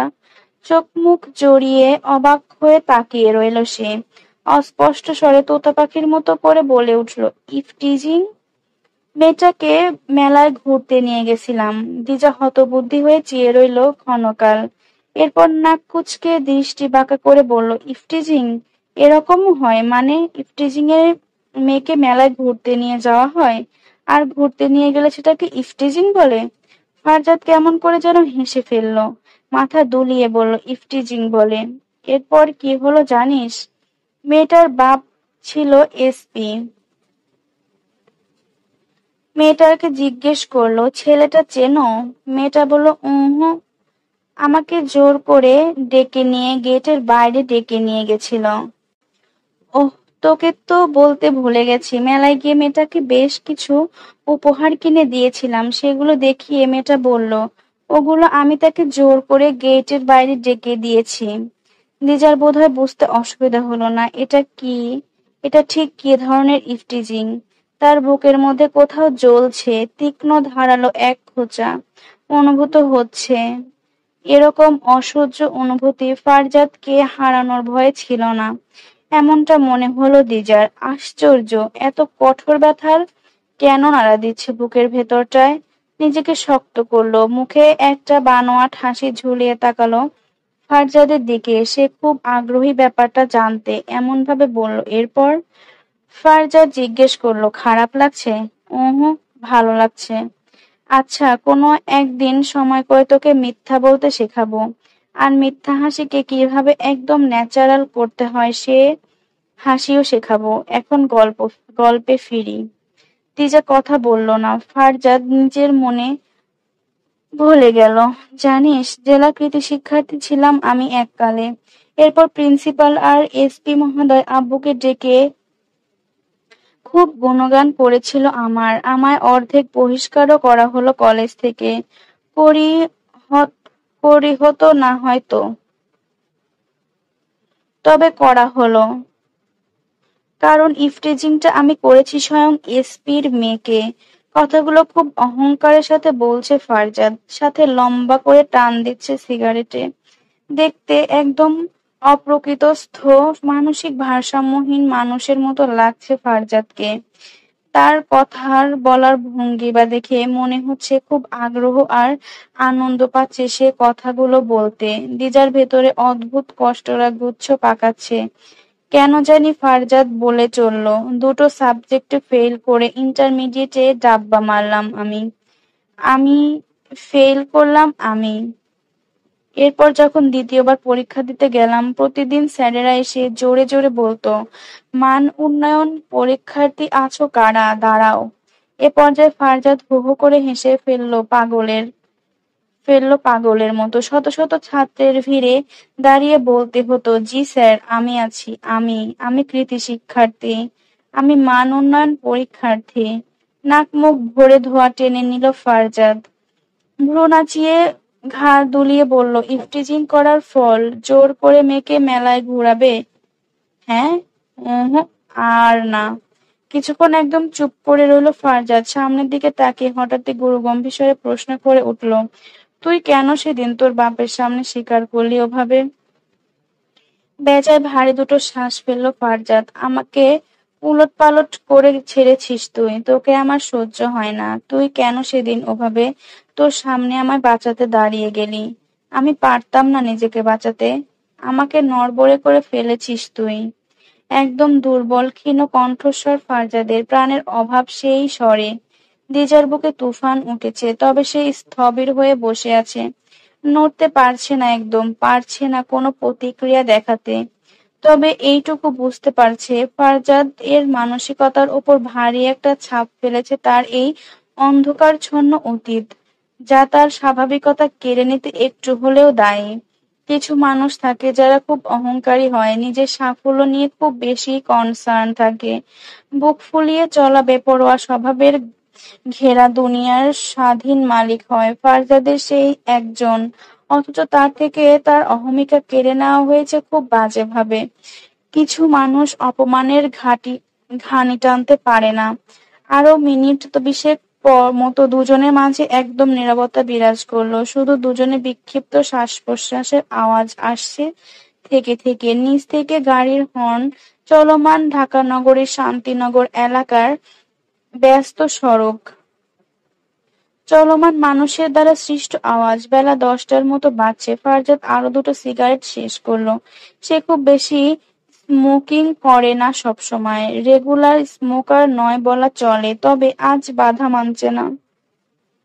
বেশ কিছুক্ষণ সময় কাটার পর ফারাজ মুখ খুলে বলল, আমি তোকে ভালোবাসি কিনা জানা নেই, আসলে প্রেম ভালোবাসার সংজ্ঞাটাই জানা নেই আমার। তবে আজকাল তোর ওপর একটা আকর্ষণ অনুভব করছি, হতে পারে সেটা শারীরিক অথবা। কথা শেষ করার আগেই তাকালো দিজার দিকে। দিজা সজীব দৃষ্টিতে চেয়ে আছে তারই দিকে। ফারজাদ ক্ষীণ মুচকি হাসল। ধীরে ধীরে হাসি বিস্তৃত হলো ঠোঁটের চারিদিকে। এবার দৃষ্টি ঘুরিয়ে নিজের দিকে তাকিয়ে গা দুলিয়ে নিঃশব্দে হেসে উঠল। দিজার শুধু এইটুকু খেয়াল এলো, দেখতে অমায়িক লাগছে এই লোকের এই পাগলাটে হাসি। কত দ্রুত রূপ বদলায় এই লোকের। এত রূপে রূপান্তরিত এই মানুষটা কোনো কিছুতেই যেন প্রভাবিত করতে পারে না একে।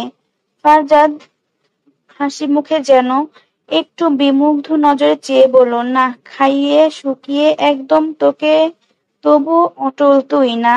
অগ্নি পরীক্ষা দিচ্ছিস? ধরে নে পাশ করেছিস। ভুল মানুষকে চাইলে এর চেয়ে সুখ কোথা থেকে এনে দেবে তোকে বল? এত সুন্দরী, এত সুন্দর লাগেনি কখনো ফারজাদের কথা। ভালো তো লেগেছে, তবে আজ কেন যেন হুট করে দিজার ভেতর সবটুকু আগুন নিভে একরত্তি ফোয়ারা জল জমে উঠল বুকের মাঝটায়। ফারজাদ হাসলো, খুব সুন্দর দেখায়। দিজাকে লোকে বহু বলেছে দিজার হাসি চমৎকার সুন্দর। দিজার ধারণা তার নিশ্চয় এই পাগল অস্বাভাবিক অসহ্য মানুষটার হাসি দেখেনি, দেখবে কি করে? লোকটা হাসেই খুব কম। ফারজাদ জিজ্ঞেস করলো, খিদে পায়নি তোর? কিছুক্ষণ চুপ থেকে হঠাৎ করে বলল, সুন্দর লাগছে তোকে দেখতে। দিজার গালে হাত ছোঁয় ফারজাদ। পরম আবেশে হাতটা দিজার গাল পেরিয়ে চুল গলায় সরিয়ে গিয়ে নিয়ে এলো। ঠোঁট ছেড়ে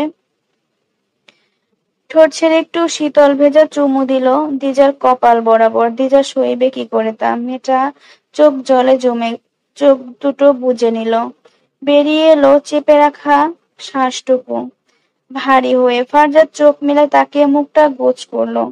চুমু খেয়েছি বলে কাঁদতে হবে? দিজা জবাব দিল না। ফারজাদকে জোরে একটা ধাক্কা মেরে সরিয়ে দিয়ে উঠে চলে গেল রুমে। ফারজাদের খোলা বুকে আঁচড় লাগলো দিজার নখের। শিউরে উঠল ফারজাদের পৌরুষ সত্তা বোধ হয়। এক অদম্য বিনাশকারী স্পৃহা জাগছে তার ভেতরে।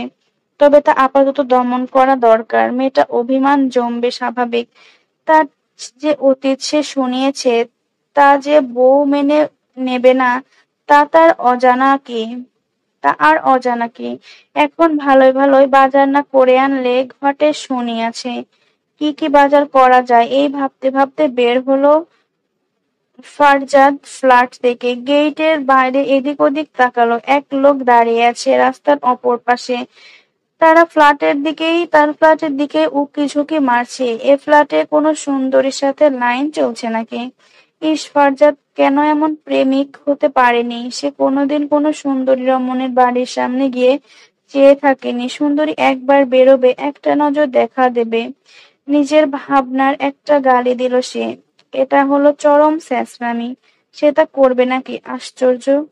বাজার পাওয়া হুট করে তার মাথাটা সক্রিয় হলো। লোকটা প্রেমিকার জন্য অপেক্ষা করছে। তার নজর ছিল 4 তলার ফ্ল্যাটের দিকে। সেখানে কে আছে? এখন দিজা একা আছে। ফারজাদ বেরিয়ে এসেছে। নিজেকে ফারজাদের এক কোপে 2 খণ্ড করতে ইচ্ছে করলো। সে এতটা বোকা কি করে হতে পারে? তার হয়েছেটা কি? পরপর এত বড় ভুল সে কি করে ফেলেছে? তাকে কি পাগলা স্টুপিড জেনে ধরেছে? এখন ফিরে গিয়ে কি খুব লাভ হবে? সে তো বহুদূর এগিয়ে এসেছে। ফারজাদ ফ্ল্যাটে ফিরল, তবে নিচে আর সেই লোকটা নেই। দৌড়ে উঠে ওপরে উঠল। ফ্ল্যাটের দরজা সে বের হবার পর দিজা আটকে দিয়েছিল, অথচ এখন খোলা। ফারজাদ নিজের কোমরের পিস্তলটাকে এই মুহূর্তে খুব মিস করলো। তার উত্তেজনার মাত্রা ছড়িয়েছে। ফ্ল্যাটের দরজা খোলা কেন? আস্তে করে ফ্ল্যাটে ঢুকলো।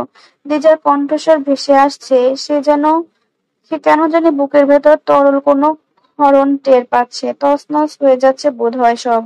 শুধু মস্তিষ্কে একটা কথাই আসছে, দিজার শরীরে কেউ হাত লাগালে তাকে ফারজাদ মাংসর চূড়ার মতো চুড়ে ফেলবে। ফারজাদ তো আধুনিক ছেলে, তার তো ঢাকার পরিবেশ মানিয়ে নেওয়া আছে। সে খুব পরিচিত আধুনিকতার সাথে। এখনকার মেয়েদের অবাধ চলাফেরা দেখে অভ্যস্ত সে। আর এত তাড়াতাড়ি দিজার সাথে খুব খারাপ কিছু হবে না। তবুও শুধু স্পর্শের ভাবনাটুকু সহ্য কেন করতে পারছে না সে। দৌড়ে গেল সেই রুমটার কাছে যেখানে আলামিন বন্দি ছিল। ওখান থেকে আওয়াজ আসছিল। দিজা দাঁড়িয়ে আছে সেই রুমের শেষ প্রান্তে। একটা পুরুষ তদন্ত করার মতো করে কিছু দেখছে পিছু ঘুরে। ফারজাদ প্রলম্বিত এক শ্বাস টেনে একটানে দিজাকে নিজের দিকে ঘোরালো। তার চোখে মুখে ফুটে আছে নিদারুণ উৎকণ্ঠা, সাথে হিংস্রতা ঠিকরে বেরোচ্ছে যেন। দিজা ঘাবড়ালো, ভয় পেল। ফারজাদ হিংস্র হাত তুলল দিজার গালে থাপ্পড় বসাতে। নামিয়ে নিল হাতটা। হুট করে দিজাকে জড়িয়ে আগলে নিল নিজের বুকের সাথে। জোরে জোরে শ্বাস ফেলল কয়েকটা। ঘটনার আকস্মিকতায় দিজা হতবাক। সে বুঝতে পারছে না ফারজাদ এমন অদ্ভুত আচরণ করছে কেন। সে সময়ে ঘুরে দাঁড়ালো লোকটা। দ্রুত সোজা হয়ে দাঁড়িয়ে সালাম ঠুকলো ফারজাদকে। ফারজাদ এবার ছেড়ে দাঁড়ালো দিজাকে, একটু শান্ত করলো নিজেকে। আগন্তুককে জিজ্ঞাসা করলো আগন্তুককে জিজ্ঞাসা করলো সামাদ? জি স্যার। কখন এসেছেন? মিনিট কয়েক হবে স্যার। বাইরে অপেক্ষা করতে পারতেন আমার জন্য? ভেতরে ঢোকার কি এমন বিশেষ প্রয়োজন ছিল? একদম ছোটলোকি একটা কথা অকপটে বলে দিল ফারজাদ মুখের ওপর। সামাদ শুনেছিল। ফারজাদ ক্যাটকেটে লোক। আজ সামনে থেকে প্রথম দেখায় এক মুহূর্তে ধারণা হয়ে গেছে এর সহকারী হিসেবে কাজ করতে তার কি কি সহ্য করতে হবে। মিনমিন করে বলল, আপনি নেই? তা আমি জানতাম না স্যার। ম্যাম দরজা খুলে দিলেন, তাই ভেতরে। কথা শেষ করতে দিল না ফারজাদ। দিজাকে কড়া সুরে বলে উঠল, রুমে যা। মাথা ওড়না পড়ে গেছে, খেয়াল করেনি দিজা। তা দেখে রাগ হলো ফারজাদের। ইচ্ছা করলো একটা থাপ্পড় মারতে। সামাদকে জিজ্ঞেস করলো, আপনি যখন ফ্ল্যাটে এলেন নিচে রাস্তার ওপারে কাউকে এ ফ্ল্যাটে নজরদারি করতে দেখেছেন? সামাদ ঠোঁট গুজে আস্তে করে বলল, খেয়াল করিনি স্যার। আচ্ছা, পরে আলাপ করছি আপনার সঙ্গে। এখন বাজার করে এনে দিন। দুপুরে দুপুরে এখানেই খাবেন। টাকা ধরিয়ে দিল ফারজাদ সামাদের হাতে। সামাদ ঠিক সামলে নিতে পারছে না ব্যাপারটা। কি থেকে কি করছে ফারজাদ। চরম অদ্ভুত লোক ফারজাদ। এ আর বলার অপেক্ষা রাখে না। সে পরিস্থিতির চিন্তায় আপাতত বাদ দিয়ে চলে গেল বাজার করতে। পদের হিসেবে সিনিয়র বলে কথা, আর যে লোক হিসেবে প্রথমেই পরিচিত হয়েছে ফারজাদের সঙ্গে। ফারজাদ অবশ্য সামাদকে খুব একটা খারাপ লাগেনি। তার মানুষ চিনতে খুব সময় লাগে না। সামাদের চোখে একটা স্বচ্ছতা টের পেয়েছে সে। রুমে গিয়ে দেখলো দিজা ফারজাদের কিছু কাপড় ভাঁজ করেছে। চুলগুলো এখনো ভেজা, ছেড়ে দিয়ে রেখেছে পিঠ এলিয়ে। সামাদ আসার আগে আর কেউ এসেছিল? আপনি যাবার পরপরই ওই লোক এসেছে। এর মাঝে আর কে আসবে? ফারজাদ কথা বলল না। তার মানে খুব বেশি সময় লোকটা ফ্ল্যাটের সামনে ছিল না। যেহেতু সামাদও দেখেনি, তবে লোকটা যে তাকেই ফলো করছে এটা নিশ্চিত। ফারজাদ বিশেষ অ্যাকশন নেয়নি এখনো, তবুও নজরে পড়ে গেছে তাদের। তার আসলেই আর ইচ্ছে নেই এই প্রজেক্টে কাজ করার, কাজ বাড়ানোর। কিন্তু ডিউটি ইজ ডিউটি। দিজাকে জিজ্ঞেস করলো, তুই দরজা খুলেছিস কেন? তোকে নিষেধ করে গেলাম না আমি? আমি ছাড়া দরজা খুলতে? আপনারই সহকারী পরিচয় দিল যে। এই জন্যই বলে মহিলা মানুষের নেই 12 হাতের কাপড়ের কাছা। দিজা ভ্রু কুঁচকে তাকালো। মানে? নাক শিউরে তাকালো ফারজাদ। কিছু বলল না। রাগটুকু গিলে যেন সে ভাবলেই মাথা গরম হচ্ছে। আজ খুব খারাপ কিছু হতে পারতো, একটু থেকে একটু মিস্টেক হলেই ঘটনা চাল পাল্টে যেত। মেয়ে মানুষ এত বোকা হবে কেন? এরা এত হাবাগোবা কেন হবে? সহকারী পরিচয় দরজা খুলে ভেতরে ঢুকিয়েছে। ফারজাদের ইচ্ছে করছে দিজাকে কান বরাবর একটা সজোরে চড় মারতে, কান ফাটিয়ে রক্তাক্ত করতে পারলে হয়তো গায়ের আগুনের তাপ কমতো একটু হলেও। নিজেকে নিয়ন্ত্রণ করলো। এসব অবলা পাগলি ছাগলির ওপর তেজ দেখানো মোটেই বাহাদুরি নয়, এতে কাপুরুষতা প্রকাশ পায়। এত রাগের মাঝেও এইটুকু হিতাহিত জ্ঞান আছে ফারজাদের। বেশ কিছুক্ষণ পর একটু ঠান্ডা হয়ে জিজ্ঞেস করলো, রান্না করতে পারিস? দিজা তাকালো। শুকনো খাবার পারি, মানে ভাত, ভাজি, ডিম ভাজি, ভর্তা। বাহ, খুব পারিস। আর কি লাগে? এসবই তো শুধু তেল আর তেল, তেলে ডুবে মরে যাব, মরেও শান্তি। ফারজাদের কণ্ঠে এখনো রাগ। দিজা কপাল জড়িয়ে রইল কেবল, তাকালো না। বেশ কিছুক্ষণ পর আস্তে করে বলল, আমার জন্য আপনার ডিউটিতে ডিস্টার্ব হচ্ছে? আমি না হয় কুমিল্লা চলে যাই আব্বুকে মানিয়ে। ফারাজ বোধহয় বারুদের মতো ধপ করে জ্বলে উঠল। এতক্ষণে যা করিনি এবার তা করে ফেলি। এরকম কোনো কিছু করিস না। আর একবার এরকম কথা উচ্চারণ করলে আমি উঠে দাঁড়ালো ফারজাদ, এগিয়ে গেল দিজার দিকে। বাহু ধরে টেনে তুলে পেছাতে পেছাতে নিয়ে গেল, দেওয়ালে ঠেকালো দিজাকে। দাঁতের মাড়ি চেপে বলল, তুই কি বলতে চাইছিস? কি প্রমাণ করতে চাইছিস তুই? যে আমি তোর দেখভাল করতে অক্ষম, যে দায়িত্ব আমি তোর তুলে নিয়েছি আমার কাঁধে তা তোর বাপ আর মামা ছাড়া পালন করতে অক্ষম, এই আমি? এই কথা বল, কথা বল। শিউরে উঠে দিজা ফারজাদের হুংকারে। চোখ খিচে বন্ধ করে দাঁড়িয়ে রইল ওভাবেই। ফারজাদ আবার বলল, তোরা কি মনে করিস আমায়? আমি কি এতই অপদার্থ রে? কিছুই হয় না আসলে আমার দ্বারা। যা হারিয়েছি জীবনে তার বদলে কিছু তো করতে পেরেছি, অন্তত এইটুকুই সাহস, যোগ্যতা আর সামর্থ্য তো অর্জন করেছি যে তোর মতো পুচকে বউ পালতে পারবো আমি, তোর ভরণ পোষণ দিতেও পারবো, নাকি তাও পারি না? তোর বাপ তোকে আমার হাতে দেবে না। আনিনি আমি তোকে। তোর আমার জেদ সম্পর্কে ধারণা নেই। তোর বাপ দেবে না, আমার বাপ ঘরে তুলবে না। আমি ছাড়া আর কার হাত লেগেছে তোর গায়ে? আমার বাপ আমার কথা মানবে না। আমি গেছি তার বাড়িতে, সে ঘরে তোলেনি। তুই রাস্তায় আছিস, প্রতিদিন সবার কল করেছে। আমি কি শালা মানুষের পরোয়া করি হে? থামলো এক মুহূর্তের জন্য, আবার গর্জে উঠল, 7 বছর নিজের খরচ চলেছি। যেদিন থেকে ইন্টার পরীক্ষায় ফেল করেছি বাপ আমার লজ্জা দেওয়ার কথা শুনিয়েছিল, তারপর তার আর একটা পয়সাও আমার গায়ে লাগাইতে দেইনি। আজ অবধি নিজে চলছি, তাতে আমার কমতি দেখেছিস কোনোদিন? আমাকে খারাপ পোশাকে দেখেছিস, খারাপ থাকতে দেখেছিস? কুমিল্লাতে পার্ট টাইম জব করেছি, পড়ালেখা করেছি, এরপর এসেছি ঢাকায়। তারপর আমি লালে লাল। কোনোদিন আর আজাদ খানের একটা টাকাও তার সাহায্য প্রয়োজন হয়নি। যখন উপার্জন শুরু করিনি ঠিক মতো তখন না খেয়ে শুয়ে থেকেছি। আমায় টেনে খাওয়াতে পারেনি কেউ। পুরনো গেঞ্জি পরে বাইরে যাব না জন্য বাইরেই যাইনি। বই কেনার টাকা যতদিন নিজে কামাতে না পেরেছি ভার্সিটিতে যাইনি, পড়া শুরু করিনি। ঢাকা থেকে বাড়ি ফিরলে ততটুকু খরচা হাতে নিয়ে ঢুকতাম যা আমি খেয়ে শেষ করতে পারবো না। আমায় বাড়ির লোক এমনি পীর ভোজে। এত আহ্লাদ তাদের আমায় নিয়ে, হা হা হা। কেন ভোজে পীর আমায়? কারণ আমি তাদের ফারজাদ মারাই না। দুটো শ্বাস নিল ফারজাদ। তাকে দেখতে একদম খেপা অমানুষের মতো লাগছে।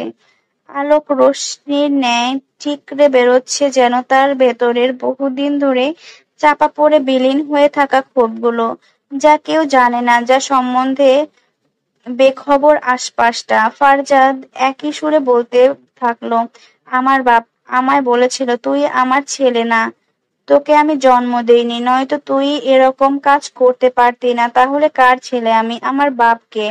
পরিচয় নেই আমার, নিশ্চয়ই। ওকে, ফাইন। তারপর থেকে পরিচয়হীন মনুষ্যত্বহীন জীবনযাপন করছি।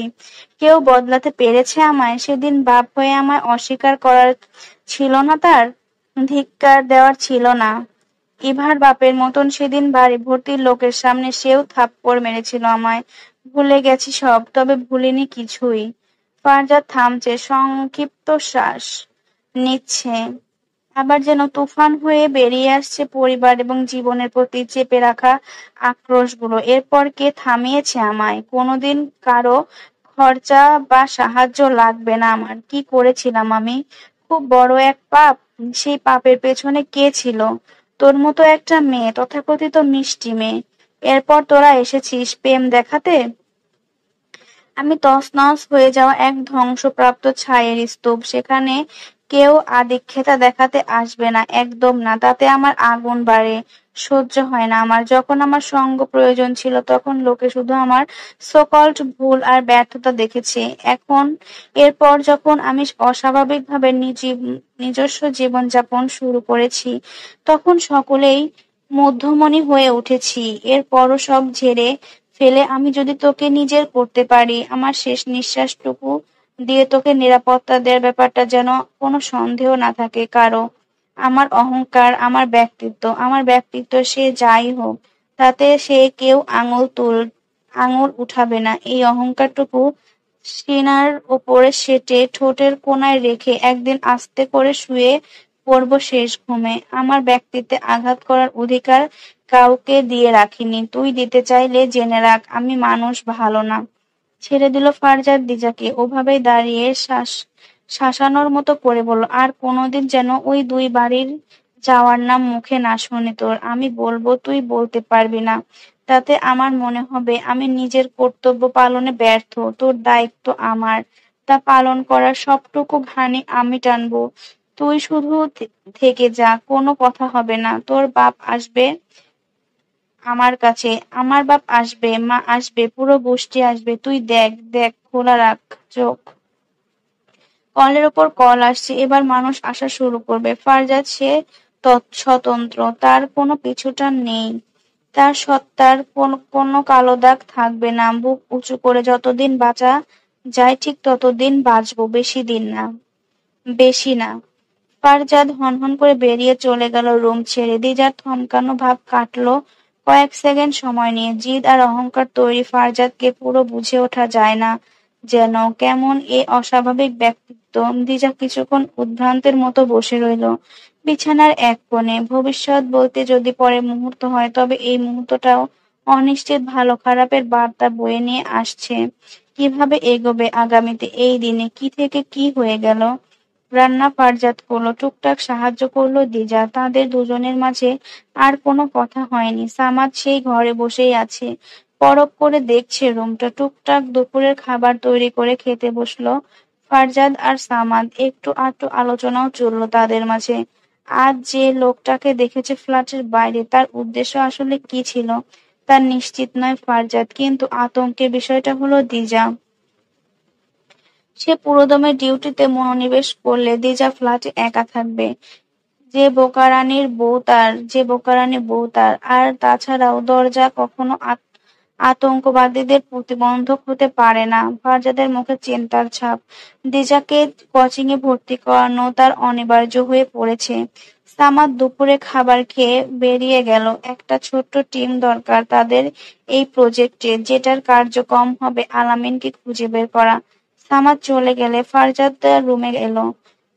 দিজা বারান্দায় দাঁড়িয়ে আছে। ফারজাদ বেশ কয়েকবার ডাকলো, জবাব দিল না সে। একে বলে মেয়ে মানুষ, কি থেকে এরা জমে বরফ হয়ে যায় বোঝার উপায় নেই। ধমকে উঠল, ডাকছি না তোকে, এদিকে আয়। দিজার নিরস মুখে এলো। ফারজাদ আদেশ করলো, খাবার আন। আর সিনেমাটিক ডায়লগ দিস না আবার যে আমার খিদে নেই, খাবার আন যা। পরে খাচ্ছি, বলেন আপনি। ফারজাদ দীর্ঘশ্বাস ফেলল, রুম থেকে বেরিয়ে যেতে বলল, আপনি না, আপনি। খাবার সব প্লেট হাতে রুমে এলো। দিজার চমক ফুরাচ্ছে না যেন। এখন কি আবার নিজ হাতে খাইয়ে দেবে? অসম্ভব। এটা ফারজাদ? অসম্ভব হলো। ফারজাদ মনোযোগ সহকারে দিজার মুখে খাবার তুলে দিতে দিতে বলল, বাড়ির কথা মনে পড়ছে? কথাটা শুনতে দারুণ শান্ত লাগলো। দিজা দুপাশে ঘাড় নাড়ালো, আবার জিজ্ঞেস করলো, রেজাল্ট কেমন হবে আশা করছিস? জানি না, পরীক্ষার সময় প্রেমে পড়লে সেই পরীক্ষার রেজাল্ট না জানাই ভালো অবশ্য। দিজা লজ্জা পেয়ে গেল, তাদের সম্পর্কটা অদ্ভুত হয়ে উঠেছে। দিজা ধীরে ধীরে জানছে মানুষটাকে, সেই সুবাদে বিভিন্ন সময় বিভিন্ন রকম ধারণা আর অনুভূতিরা নাড়া দিয়ে উঠছে ভেতরে। বিকেলে দিজাকে নিয়ে বের হলো ফারজাদ কোচিং সেন্টারের উদ্দেশ্যে। সামাদ ফারজাদের স্যালারিটাও হাতে তুলে দিয়ে গেছে। প্রথম অফিসিয়াল প্রফেশন হতে আসা উপার্জন ফারজাদের, তার প্রথম টাকা সে খরচ করতে যাচ্ছে দিজার উদ্দেশ্যে। বাড়ির কথা মনে পড়লো, আবার চেপে গেল ফারজাদের গভীরে। ভর্তি ফর্ম উঠিয়ে নিয়ে ফারজাদ মালিবাগ মোড়ের বাস স্টপ থেকে দিজাকে নিয়ে একটা বাসে উঠে পড়লো। বিকেল 6টার মতো বাজছে। দিজা কৌতূহল নিয়ে চলছে ফারজাদের সাথে। এ লোকের গন্তব্য কোথায়?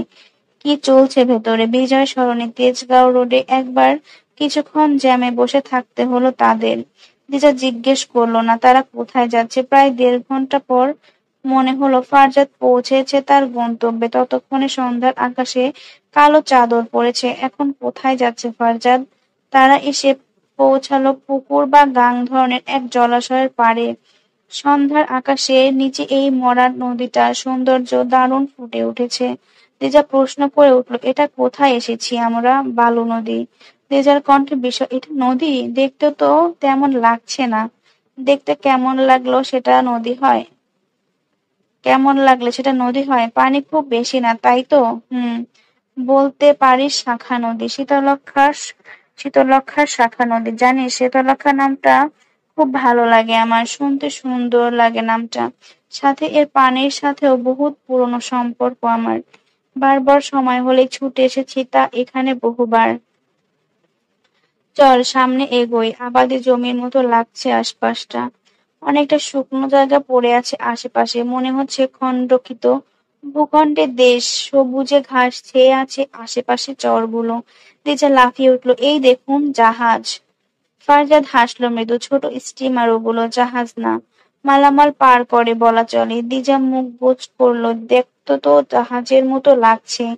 একদম বাচ্চাদের মতো অভিমানী সুর। ফারজাদ দিজার দিকে বিমুগ্ধ নয়নে চেয়ে চমৎকার নিঃশব্দে হাসলো। তা আধার দৃষ্টিগোচর হলো না দিজার। সে আধারের সমীরে ফুরফুরে এক মনস্তাত্ত্বিক সৌন্দর্য খুঁজে ফিরছে।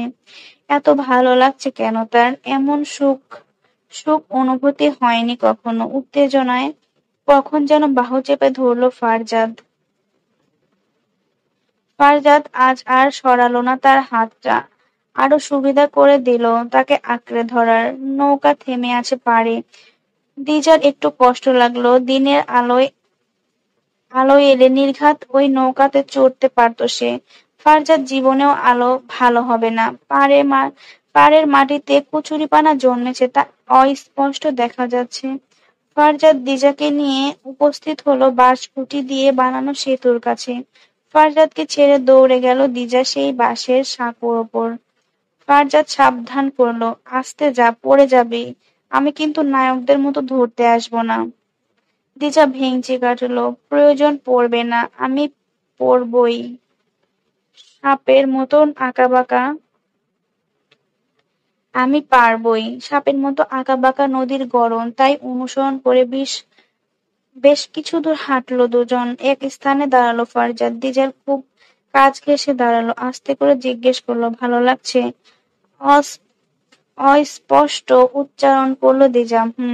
তাহলে চল এবার যাই, রাত হয়ে যাচ্ছে। দিজা চট করে বসে পড়লো বালুর ওপর।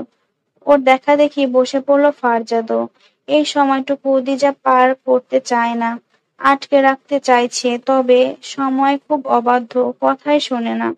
চারপাশে ঝিঁঝি পোকার ডাক, পানের মৃদু কলকল রব। পাশে বসে আছে তার এক জীবনের সাধনার পুরুষটি। দিজার মনে নাচ উঠেছে।